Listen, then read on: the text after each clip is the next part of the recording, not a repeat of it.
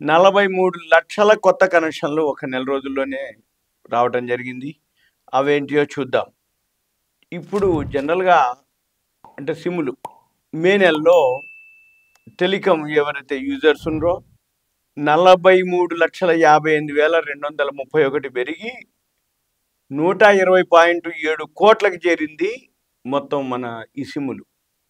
ఈ కొత్త యూజర్లు ఎవరైతే ఉన్నారో 99.84% అంటే 43,51,294 కొత్త కనెక్షన్లు రిలయన్స్ జియో, భారతీ ఎయిర్టెల్ ఆ రెండింటికి రావడం జరిగింది. అంటే రాబోయే రోజుల్లో ఏం జరుగుతుంది? వచ్చే ఫస్ట్ క్వార్టర్ రిజల్ట్స్ వస్తాయి మనకి.